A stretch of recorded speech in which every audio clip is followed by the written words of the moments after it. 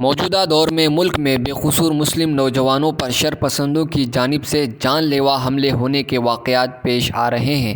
ایسا ہی ایک واقعہ ناندیڑ میں بھی پیش آیا، جس میں شرپسندوں نے ایک زومیٹو فوڈ ڈیلیوری کمپنی کے ایک مسلم ڈیلیوری بوائے عمران کو مسلمان ہونے کی وجہ سے زد و کوب کیا گیا۔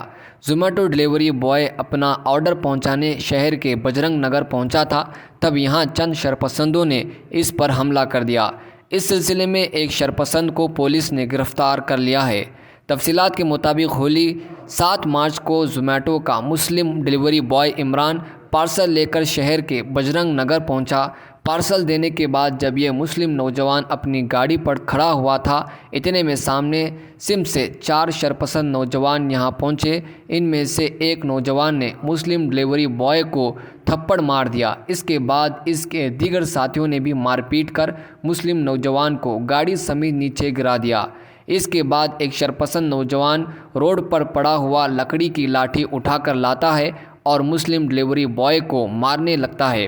اس کے بعد دوسرا شرپسند نے بھی اسے لکڑی سے مار پیٹ کی۔ اسی دوران یہ شرپسند مسلم مخالف نعرے اور باتیں بھی بکتے رہے۔ تیسرے شرپسند نوجوان نے مسلم نوجوان پر اینٹ مار دی۔ مسلم نوجوان کی چیخ و پکار سے آس پاس کے لوگ گھروں سے باہر آئے، جس پر یہ حملہ آور شرپسند گنڈے وہاں سے چلے گئے۔ یہ سارا واقعہ وہاں موجود CCTV میں قید ہو گیا ہے۔ اس حملے میں مسلم نوجوان کو شدید چوٹیں آئیں اور بعد ازاں اسے دواخانہ لے جا کر اس کا علاج کرا دیا گیا ہے، لیکن پولیس کی جانب سے کوئی کارروائی ابھی تک نہیں کی گئی ہے۔